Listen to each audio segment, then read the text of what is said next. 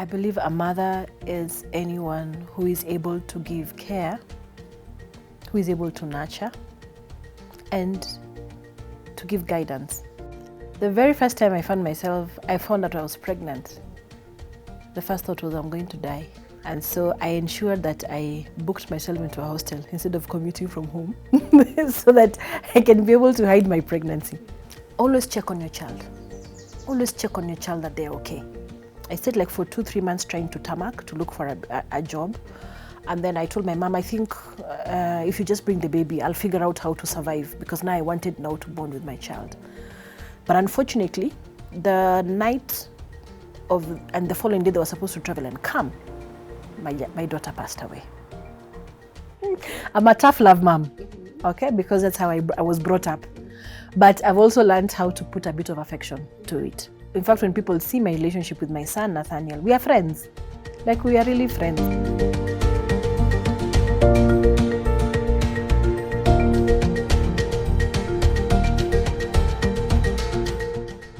Hi, how are you? Just shake my hand. Okay. Yes. Hi, how are you? I'm fine, thank you. You look Nice so to be here. amazing. Thank you very much. Thank you. Yes, Yes. and I'm Okay. grateful to have me. Okay. Yes. How have you been? I've been good. Can't complain. Retirement is good. Hey, Jamani. People have missed you, actually. People have really missed you. I do get that quite often, but I also really miss myself. Wow. Does that make sense? It does. I think I've been in the limelight for close to 20 years now. And so now in retirement, I'm not in the limelight as much, and I get to live myself. So I'm like, this is who I am.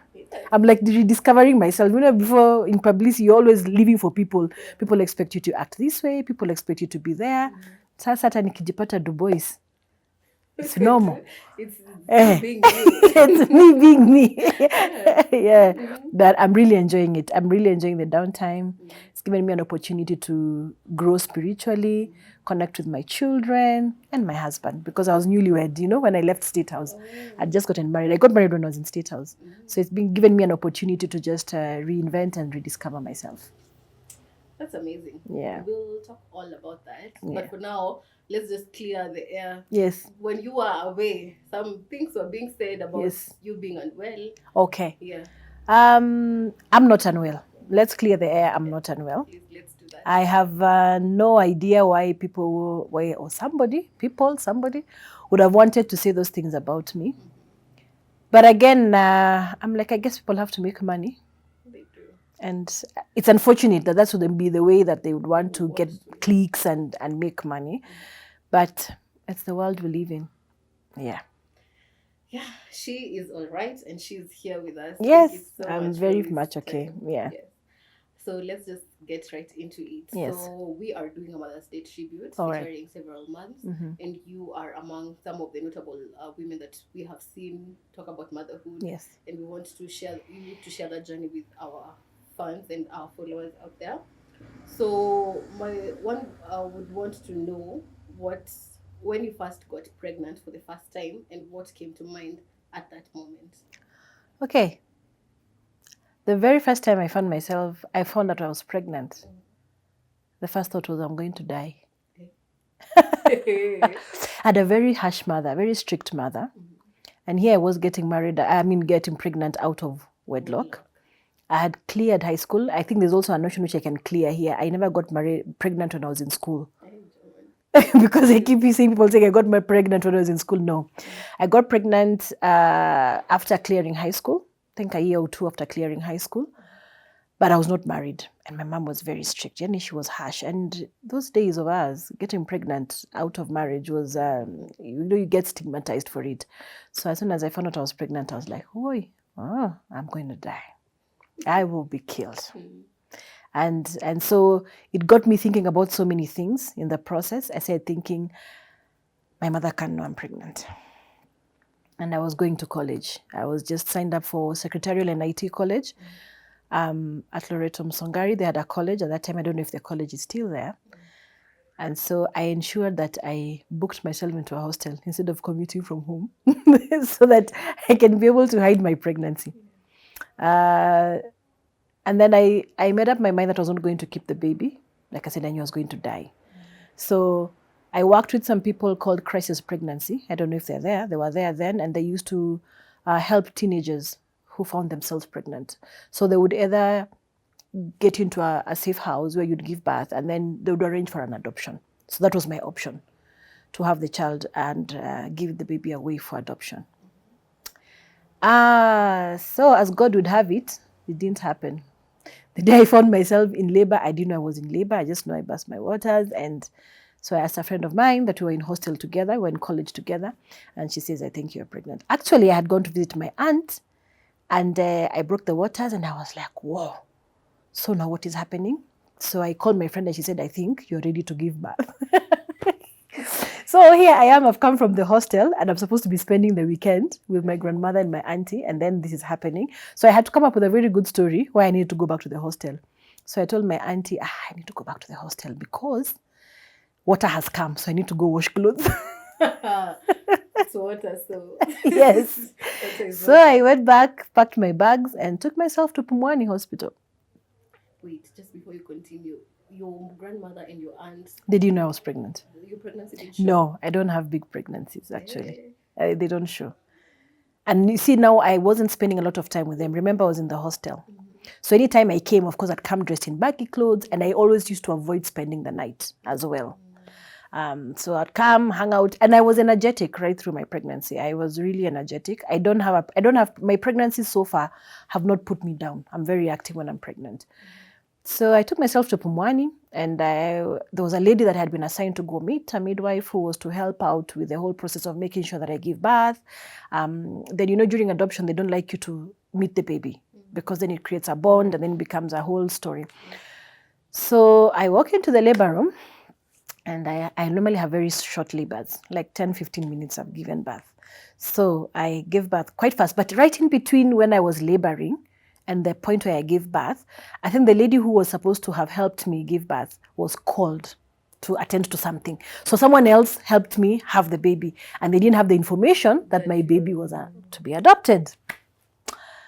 And so they gave me my baby. Hey. And I went into the ward. Of course, you give birth, you go to the ward. And while I was in the ward, I was thinking to my mind, now what's happening? Now I've said creating a bond with this child, but I don't want this child. I'm not prepared for this child. I've not done any shopping. Like, I was already set in my mind I was going to give away this baby. So it so happened that my friend who I was in college with, who I was sharing a college and we were roommates in the hostel, she had reached out to my aunt, and she called my aunt and told my aunt, so tulikuwa tumeenda shopping Garissa Lodge, and then Kanze fell sick. And the only hostel that was near was Pumwani. Okay, so of course my aunt, in her mind, she didn't think, but Pumwani is a maternity hospital. And by that time, she was working for Kenya Bus. And Kenya Bus was right next to Pumwani. Depo yale wapo karibu na Pumwani. So she called my mother and she told my mother, oh, Kanze, my mother was up country. Called my mother and told my mother, Kanze is unwell. So she said, oh, funny enough, I'm on my way. So, I think it's maternal instincts. Yeah. So my mother arrived here in the morning, that morning. Me, do I know? I don't know. I have no idea. So I'm still in the ward trying to figure out what I'm going to do with this child. I have no clothes. I have no plan. And I was about to do my final exams. Like, I gave birth on a weekend, and the following week I was doing my final exams for college. So it was looking really tricky. And then I'm waiting for guys of crisis pregnancy to come. They're not showing up. So I gave birth like at midnight. So tukashinda, tukalala one night. So the following day in the morning, I go to shower. And then I come back. Now I was at the bed right next to the door and where the nurse's station was. So those days, Pumwani kids used to be stolen. So you have to ongea with your bedmate, akuangalilia mtoto as you're going to shower. So me, I have come back and I'm thinking how I need to think about what I'm going to do, thinking about all those things. But as I come, I'm seeing two ladies standing at the entrance and they look very familiar. And as I come closer, I realize there was my mother, Jane Mebunda Dena, and the sister, Patha Dena. And I was like, God, this is where the earth needs to open. And you need to swallow me because I have no idea what I'm going to do and I don't know what I'm going to say. And I walked to my bed and I didn't have words. And I think my mother noticed that I was in shock. And she just hugged me. And I could see she was crying. So what I had not known was that they had come to the hospital in the morning and said there was a patient who was brought here. So they were told, oh yeah, she gave birth yesterday. And they're like, oh, she gave birth. And they didn't call me. Situko Isili. Pumwani is in near Isili. So they went to Garissa Lodge, bought clothes for my child. It was Garissa Lodge, Biashara Street, bought clothes for my baby. So my mother came with shopping, clothes. She had bought clothes, diapers, what. She didn't even talk. She took my baby, she hugged the baby, she dressed the baby, she looked at the baby, she said, you've been discharged, so let's go home. We've not even had a conversation. I mean, I'm quiet, and her, she's just operating in her own zone. And so we drive out, and as we are driving out of Pumwani, guess which car is he coming in? Crisis pregnancy. I'm sorry, guys. I'm sorry. Like, there's no baby. But I guess God in his own way had a reason. So we went home. And so to have the conversation, and my mom was like, why didn't you tell me? And I was like, hey, mom, so that you can kill me. And she said, why would you think I would kill you? Because you've seen so many of your cousins have their children. And funny enough, I didn't think about it even that time. We've had so many of my cousins who've had their children in our home while they were in college. But it just, for you. I was like, yeah, I'll die. And so she said, am I that harsh? And me and my mom used to have a very strained kind of a relationship. I was a very naughty child. So we really didn't have a very good relationship. But that moment, a new relationship came to pass, I always remember that day when she said, at the end of the day, I'll always be your mother. Do you know? No matter what happens, I may not be happy, I'm not proud, but I'm not happy that you've had your child out of wedlock, but I'll always be your mother and I will always be here for you. Yeah, and so we had a conversation and I told her I'm about to do my exams, so I don't know what's going to happen. And she was like, I'll take the baby back home. I'll take care of the baby, finish your exams, and then when you're done with your exams, we decide what you want, whether you want the child to come back to Nairobi or you want to go. So I did my exams. Now I was not breastfeeding. I think one of my greatest struggles I always remember is that I had so much milk. I ended up having a boil. And I was doing my exams. I was in so much pain. And I can't tell anybody why I'm in pain. I had to wait till the evening, go choma. And then, but it was an interesting experience. So after I had my baby, I stayed like for 2-3 months trying to tarmac to look for a job. And then I told my mom, I think if you just bring the baby, I'll figure out how to survive, because now I wanted now to bond with my child. But unfortunately, the night and the following day they were supposed to travel and come, my daughter passed away. And it was, for me, I think every time I think about it, I had so many questions. I really didn't understand why at that particular point in time. Like this child, God had an opportunity of giving this child to somebody else in terms of adoption, and was giving out the baby for adoption, and they didn't. So why wait until now when I want to create a bond, and that God would take away my child? So she passed away and I was called. They didn't tell me why they had called me. So I went to Shags, and you get to the homestead and you're like, why are there so many people here? And then my mother looks at me and she breaks down. And so automatically I'm thinking there's something wrong with the baby. So I rush into the house and I find her sleeping so peacefully. And that time she was around 3 months. Had no health issues. She was not sick. I think this is what they call it cot death or baby cot death or something it is. Because all my mother says is that she woke up in the middle of the night, passed poop, which was not normal for her. She went out to take the nappies. It was those days of napkins. So she went to throw the nappies and so that the poop so that she can soak the napkins. When she came back, she just noticed the baby was looking funny. She lifted up the baby, looked like he was lifeless, but it's like she came back to life. And she looked at my mother, and my mother was like, what are you trying to show me this night? Well, what are you trying? No, and unafanya nini? And that's how she gave up her life. Yeah. And that now put me in a different dimension as a mother first. And unfortunately for both of us, between me and my mother, it now was a different, she was feeling like that I was blaming her. that I would get to blame her because she was the one with the child. So it's like she had let me down. On the other hand, here I am now also blaming myself for letting the child go away, because I'm like, maybe if the child was with me, they wouldn't have died. God, am I not deserving of having a child and everything? And so it put me on a different trajectory. I actually fell into a bit of depression. And then there was also some stigmatization that also went with it, because now here you have given birth and yeah. So it was took me to a whole journey of trying to rediscover myself. And during that time, I had gone now to college. I went to college, I did mass comm, and then I went to KBC, and I started a whole different journey. And but every day at the back of my mind, I always thought about my daughter. I always figured maybe I was not worthy. Actually, that's how I used to tell myself. I was not worthy of having that child. Maybe because on the onset, I was already set on giving away the child. Okay, so God took away the child. So I went in and out of depression. But I think at that time, I really didn't understand it was depression. I came to understand much later. But I would have mood swings. I would cry a lot. Then here I am, debuting on KBC as a news anchor, and people have expectations. So you go, you read news, you go home, you cry, you see babies. I couldn't even be able to go for baby showers. I couldn't carry newborn babies because the trauma that I went through. So that was my first experience of my first pregnancy. Yes. It's a journey. Yes. It's a journey. And yes. I'm so proud of you that you overcame all that. Yeah.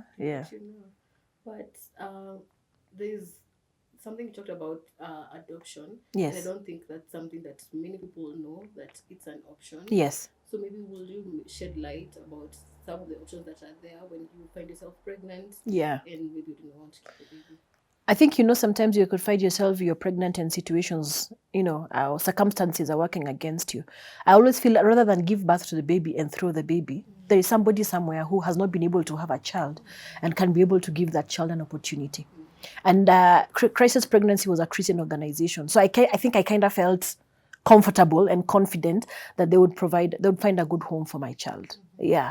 So I think it's good to find out homes that people can be able to, where you can be able to take your child instead of just throwing the baby, and be able to just do legal adoption where you hand over the rights. Because by the time I was going to deliver, I'd already signed up for all the paperwork.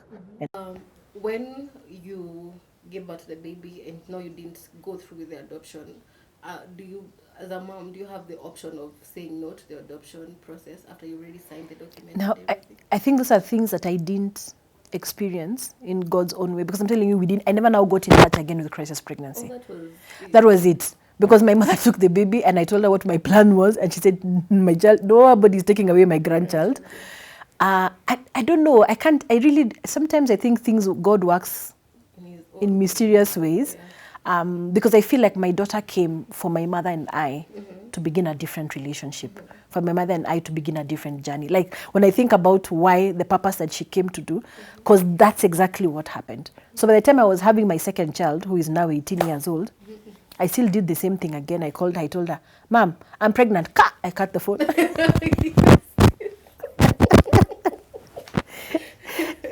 Yeah. But now I wasn't scared. No, I had worked. I was working at KBC. At least I knew I had a job. I would take care of my son. I just needed her to know I've got another child and I'm not married. That is a disappointment, but still not married. But I'm going to be able to do this time round. And I wanted to do it. Yeah. That's interesting. So in your own ways or in your own words, how would you define a mother? Wow. I believe a mother is anyone who is able to give care, who is able to nurture, and to give guidance to a child. Because mothering is not only about being able to carry the child for 9 months and giving birth, but it actually has a process of taking care, guiding, and nurturing that life to be what it needs to be and what God called and ordained it to be. Yeah. Beautiful. Yeah. That's beautiful. So now let's move on to when the loss, and let's not move on. Yeah. Let's just talk about this time that you're processing the loss. Yeah. Because again, so many moms have lost the kids and they feel like, we missed that Bolton. Yeah. This is it the happens. end of it. So how are you able to take yourself from this point of loss to the point of conceiving again? So I need to be very clear. At that time when I had the loss and I went into depression, I hadn't understood that I was I was in depression. Okay. So I just lived. Like it was lucky for me that by that time I was able to go to college. So I had things moving. So life was just moving. And the thing about depression, it collects itself somewhere, and then it grows slowly. And so now when I had my second born now, who is a man who has turned 18, I went through a normal pregnancy, as usual. But as my child got closer to 3 months, I started having panic attacks. I would panic. I'd wake up like 10 times at night looking at the child because I'm like, maybe this one will also die. 3 months. Yes, that's the point the first one passed away. So I'm like, oh my God, oh my God, oh my God, oh my God. So there was that. Still, I'm not understanding that it's a trigger to something that I did not deal with the first whatever. And as I told you at that point in time, I never used to know to visit mothers with children. You had a child, I'd be like, oh yeah. I'd wait until the child has passed the 3-month mark. In fact, the first time when I realized that I actually had a problem was when now Lulu had her second born. Because now I was able to go the first time and then I couldn't visit her again. And I couldn't tell her why. Okay? And that's when I started asking myself, what's wrong? Why? What's really going on? What's happening with me? And that's when I started finding help. So now talking with a therapist is when I begin to realize that I really never processed my child's death. Okay?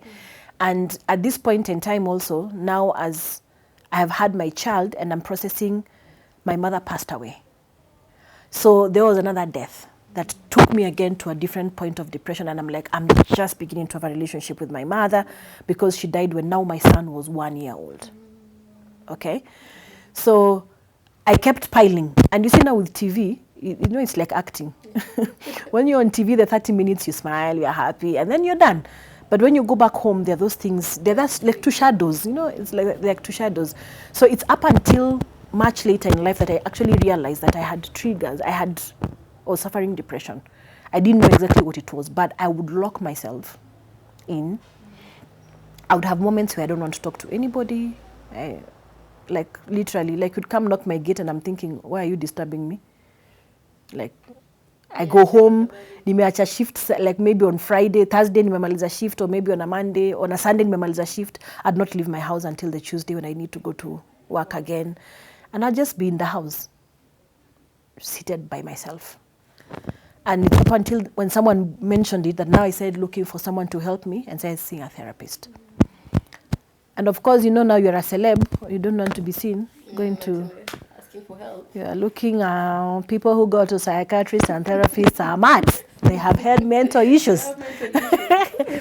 But as slowly I met a friend who helped me now begin to understand that it's important for me to talk about it. Her name was Nyangi. And just at the point when we had been able to talk about it and just be able to speak, she just had a way of being able to speak to me. She was diagnosed with breast cancer. And then she died. So then a whole different journey now begins because I was at the point of rediscovering myself with this particular friend. And then she passes away. And so, you go back to that mode of coping. It's called a coping mechanism. And so now I'm now going through coping mechanisms, And so that's how my life had been for a very long time until I had given my life to Christ, but nilikuwa tu kuna bembelezana na dunia, nashika Yesu kidogo, na dunia, nashika Yesu kidogo. And one time I remember I was having my quiet time and it all came back to me like, let go and let God. So what do you think people misunderstand most about motherhood? That it's easy. It's not. And there's no clear map. In motherhood, there's no clear map. I think parenting and motherhood is different. It sits differently for each mother. It's a unique experience. It sits differently for each mother. Because I also was sharing with some friends and I was telling them, I now have a 4-year-old And then I have my 18-year-old. And the parenting of the two, I'm their mother, but it's very different. They have their common things, but the needs are different. Because you see, with each child has a different need. Your children are not the same. They're not the same. So you need to then adjust to each child and attend to each one of them to ensure that they grow holistically. Yeah. The relationship that you had Yes. with your mom, Yes. which was not the most healthy one. So now, as you are raising your babies, what type of what styles of parenting are you applying? Are you trying to be maybe a gentle mom, Yeah. or are you trying to be, those tough mom but tough love? I'm a tough love mom, okay, because that's how I was brought up. But I've also learned how to put a bit of affection to it. So, in fact, when people see my relationship with my son, Nathaniel, we are friends. Like, we are really friends. But he knows where the boundary is. He knows she's mommy. This is the point where mommy has spoken, and this is the point where I'm speaking to my friend. And it's also the same thing I'm trying to grow with my 4-year-old. So, and that's why I said, I think it's important. And I think the reason why I probably had my relationship with my mom was not as good was because she came from a strict parenting. My grandfather, my grandfather here, he was harsh. Like, he was seriously harsh. So, automatically, that's how my mother interpreted parenthood and mother. So she was harsh, including all her sisters. It's not only her, all her sisters. Like, the day you find yourself on the wrong side of in either, you'll find it. You'll jikuta in a bad place. So naturally, even you as a parent, we always realize we parent how we were parented. That is the natural thing to do. We parent how we were parented. So me knowing that I was parented by my mother in this way, and this is what made me pull away from her or made me rebellious, I now try to do it differently, is what I've tried to do differently with my son. So I listen, and I listen and I say no, a categorical no. He knows it's a categorical no. And even when I say no, I explain why I'm saying no. So he knows it's not, there are no gray areas. We have no gray areas. He knows.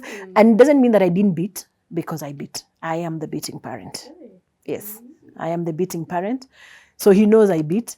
And he's very protective over his younger brother. So he keeps telling me, Mom, parenting changed. These days, mothers have naughty corners. Take the child to the naughty corner. Don't beat this child the way you beat me. Yes.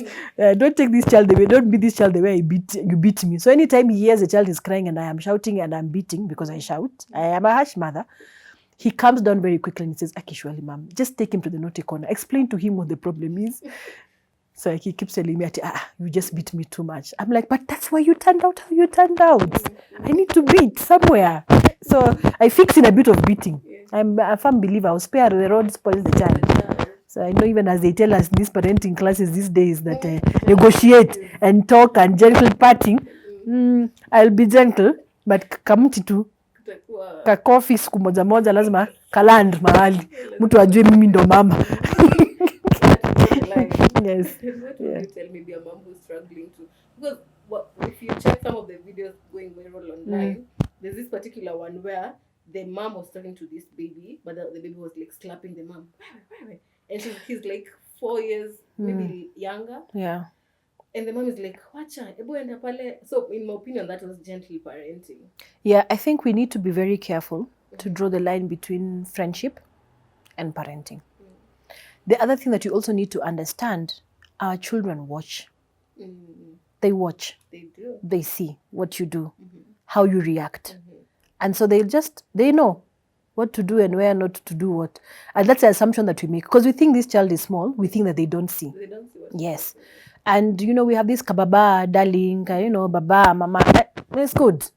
But I think we need to, as parents, make a decision on when to be a parent, when parenting comes to an end, not really comes to an end, but where now you have a gentle slope, or where now you make the child a friend so that you're not also growing a villain who can talk to you, and you become the enemy. And then you find that your child is bonding more with the house girl, bonding more with your sisters, and not bonding with you. Okay? Automatically, one thing that I've come to learn is that the bond that you have with your child and the bond your sister has with your child will always be different. There's always that thing that they have. This is my parent, this is my aunt. And they might find themselves more close with the aunt and with you. However, make it very clear. And I think one of the things of making it very clear is always affirming your child. It's important to affirm your child. If there's anything that I have learned also with my 18-year-old, it's important to affirm. Even when it's on the negative, affirm. He didn't pass well in school. He didn't meet your expectations, but affirm him that, you are capable of doing much better. And I always keep saying that we have this thing as parents that we are number one. We were number one in school. We passed. We were always the best students. When we know clearly that tulikuwa wa kusaidiwa. In school, tulikuwa wa kusaidiwa. And I have noticed that just affirming my child and letting my child know that be the best that you can be. It's the most important thing. Be the best that you can be. This is the best you can be. You are sure this is the best you can be. So you're always challenging them to be better, but also affirming them in who they are. That way, it always challenges them to be better. Because I realized, like for me, I wasn't really good in maths. And they say genes follow. My baby daddy either, because it was a baby daddy, was also not at very good in maths. But our son is doing very well in maths. Oh, wow. You guys. So it's not because, I think it's not also because that is Jumia was the best, so your child has to be the best. Yeah. But I think it's how you walk the journey with the child and then nurture what they are good at. And one of the things that I realized was that my son is very artistic and sporty. So I chose to draw those things out of him. And because he loved these things very much, then you attach academics, right into it. Not the threat of, you're not going to swim if you don't pass. But, you're a very good swimmer. You see how you take time to do practice. How about if you practiced doing this? Exactly. Yes. So I have found that to be a tactic that has worked with my 18-year-old. And always knowing that I'd rather have a child who is confident in themselves, because I have seen what lack of confidence has done to me. So I'd rather have a child who is confident in who they are than one who has all the degrees but is not confident. I love that.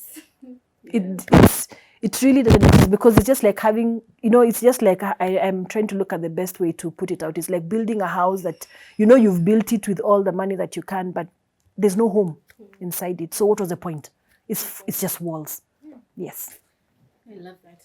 Yes. Would you say that there's something unique about being a boy mom? Just raising boys?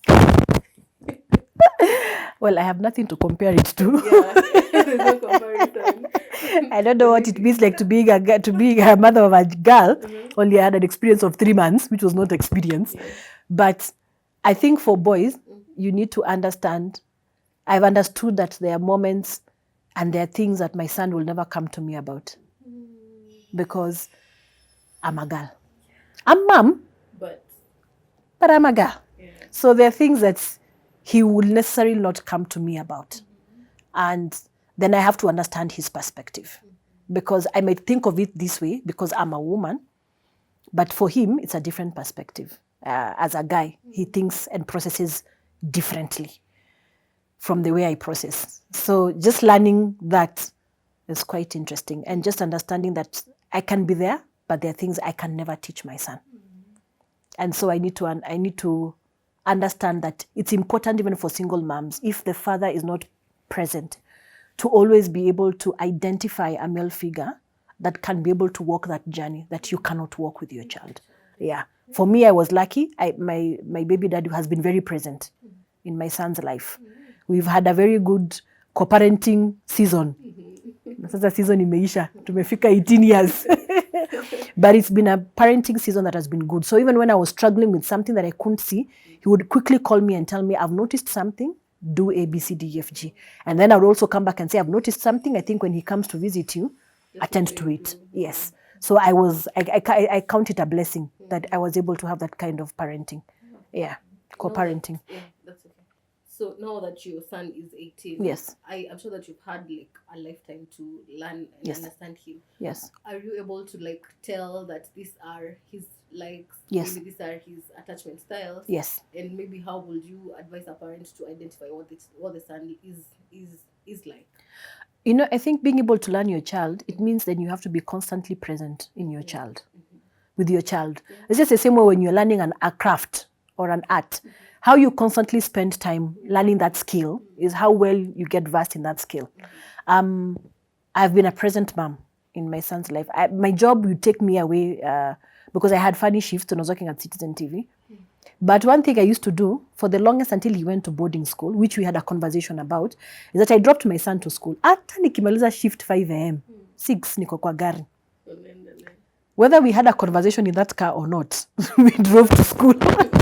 Appreciated that I sacrificed to take him to school every day in the morning. So we were all present. Who would laugh about the dogs? Who would laugh about how I was almost being hit because I was driving? So we had so many things we'd talk about in the process. And when it was time to go to boarding school, we had a conversation that, when he was in class 5, I was like, I want you to go to boarding school because I think there are things that you'll be able to achieve.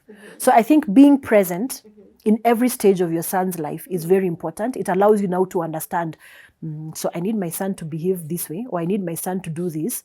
What's the best way to approach him? Yes. And my son, logic. If you ever want anything, you must use logic. So you need to be very prepared because you'll ask questions. Yeah. Logic. Yes. Yeah. So I'm starting to, now you have already processed the loss and grief of Yes. your first child. Will you talk about it to these other children? Do they know that they lost a Yes. sibling? Yes. Amani knows. Yes. My son Amani knows he had a sister. And he understands that the child died. So we talk about it. He knows he's not my firstborn. Even if you ask him, he'll tell you, no, I'm not the firstborn. I had a sister. Yeah. And I think it was important for me to mention it because it also helped me with my grieving. That's what the therapist said. Talk to your child about it. So we talk. And sometimes he keeps saying, I've always been wondering if my big sister was here, how things would have been. I don't think you'd be harsh the way you are harsh to me right now. Because she would have sumbuad you a good one. You'd not have time for me. So we have those kind of conversations here. The younger one, he's still young. But when he grows, I do intend to let him know that he had a sister. Yeah. So I think that's important for maybe parents who have lost kids. Yes. Talk to the siblings about that. And the other thing to note, even for everybody who's gone through a loss, is that imagine it never goes away. It's my daughter would have been 23 or 24 years old now. But every time I talk about it and I think about it, it seems just like yesterday. The loss happened 24 years ago, but it's still very fresh. So it's not something that will go away, but it's not, the choice is not to dwell on the pain, but appreciate the moment that you are able to be with that child. Whether you lost the child in the pregnancy, like a stillbirth, or after a few days, few months, few years, the most important thing is to understand that first, it was never your fault. Nothing you would have done to protect that child. Because as a Christian, I'm speaking now from a Christian perspective, everything, the Word of God tells us that everything happens for a reason. There was a reason why God allowed that to happen. And so it's in finding comfort in knowing that God knows and understands your pain. So take it back to God. Because we find ourselves blaming ourselves, and that's what takes us into a depression. And then even when you're trying to have another child, you realize that it becomes a problem, what I've learned now, because your mind is set on the child that you lost. Yeah. And when you're having this other child, you still find yourself operating also in fear because, again, of the child that you lost. So it's not easy, but it takes time. It is a healing process. And I have no idea when I'll stop thinking about my child. If I'll ever stop, I don't know. I've written letters to her. I have written letters to her and think, my dear, when I see people going to prom, when my son was doing prom in his year 11, I was thinking, my daughter would have gone to prom. What would that have looked like? So I write letters, and I find that writing consoles me. Yeah. That's beautiful. Yeah. So you talked about having a circle of friends Yes. who keep checking on you Yes. every time you try to pull back. Yes. So maybe you would explain to a mom who is alone or just want to keep it to themselves the importance of having people around who understand what motherhood is and who share in the journey of motherhood. I think it's important to, most importantly, understand yourself and then understand your circle. I realize that most of the time when we make friends, we tend to make friends around work, around home, school, Familiar. familiar territory. Yeah. By the way, my friends none of them does communication. None of them has been on TV in terms of being a news anchor or anything of the sort. One is a teacher, a very good teacher in English at Brayside. She's called Esther. Then there's Cynthia Wamboyotieno. Most people know her as Pastor Cynthia. She's a pastor. And then she does counseling and coaching. And then there's Mombi, who's an entrepreneur. So you see, we are all in different fields. So, and I feel that I'm blessed to have this diversity because they're able to look from the outside inside. And they're able to call me out on different things and process it from there. Mombi will process from an entrepreneur point of view, Esther from a teacher's point of view, Cynthia from a pastor's point of view. So you end up having a very good mix that works really well. And we are able now to sharpen each other. What of God says, sharpen, iron sharpens iron. So we sharpen each other. Our common goal is God. We all love Christ.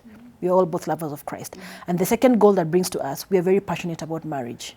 So we are those people of marriage works. Marriage gotta work.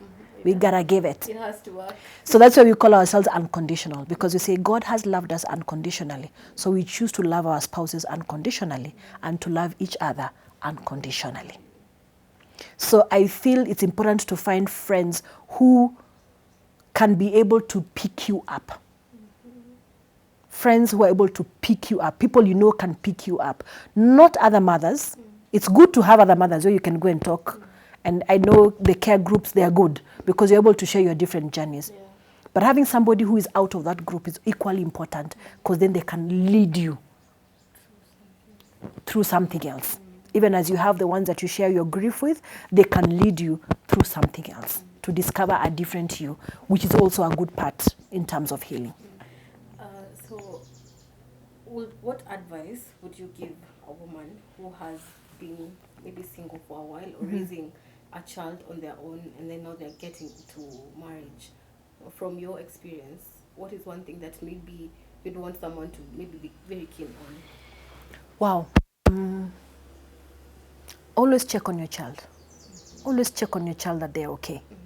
Because it's very easy for you to get married and now get so engrossed in your spouse and the children that come in, and then this child feels left out. So just constantly checking that the child is fine. And constantly checking that the child is fine is just being there. Of course, you're not going to ask, uko sawa, unaona kama huyu anakutreat vizuri? No, you don't go to ask such questions. Now, or you're talking to your husband, you know, and then, of course, now you're telling, or to me, go and tell my husband, unajua huyu mtoto. You know, no, you're not creating a division or a rift between the two, but it's finding how they can be embraced. And I think that comes with also being very open about your child when you're dating. And being very clear that, you know, it's not just about me. There's this child that I have. And I have not stopped being the mother that he knew for the 15 years. Yeah. Yes. If I was Kali, I was Kali. If I was, I didn't change who I was. My relationship with him did not change. Of course, he knew now that there was a priority because my husband then takes priority. But he was never sidelined, and he knows that my mother is there for me no matter what. Yeah. And I think that's very important. Yes, it's very important. And because you see, when you say it when you're dating, and the man also gets to understand that this child is equally important to this woman that I'm getting married to, then he's also able to adjust accordingly. I believe. I don't know whether that's for everybody, but that's how it worked for me, and I believe that that's how it would. Because then he understands, if you mess around with this child, you're messing around with the mother. Yeah. So now that you understand motherhood and raising babies, what would you love to tell your mom? Oh, what I would love to tell my mother was thank you. Thank you for the tough love. Thank you for always being there, because we never lacked. I saw my mom hustle in many ways for us to have. And that, seeing how much she gave of herself for us, is what has informed me to give myself for my son. And I just want to say thank you. And yes, I drew back a lot from her in terms of the importance of family. She was a family person. She loved people. But for me personally, I say thank you. Thank you for giving me the best that you could in the circumstances that you were. I really, really appreciate it. Yeah. Because actually I keep telling people I would not have been Kanze Dena if it was not for my mom. She saw the talent I didn't. She pushed me to go to mass communication when I wanted to become a nurse. And now when I think about it, I can't stand doing it. I'm not very good when it comes to blood. So I'm not sure what kind of a nurse I would have turned out. Yes. Yes. But she saw me, she understood me, and she guided me. And I never wanted. She was harsh. She used to chapa me. Oh my God, I was so naughty. Another thing I would tell her is I'm sorry. I'm sorry I was such a pain. I'm sorry I was such a pain, but in that pain, I have learned better.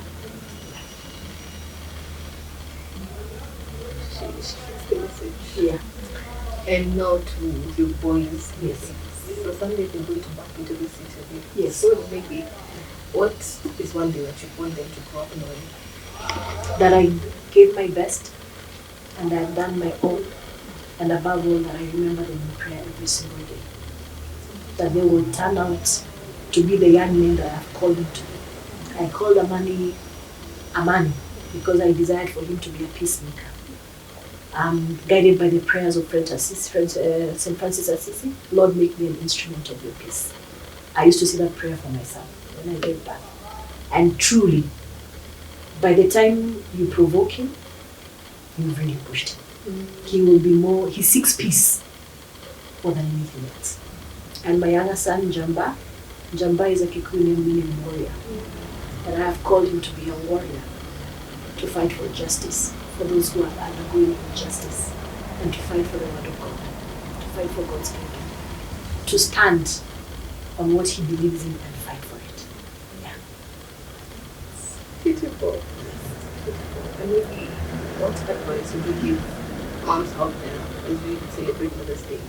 You have different kinds of moms. You have angel moms who their kids already left.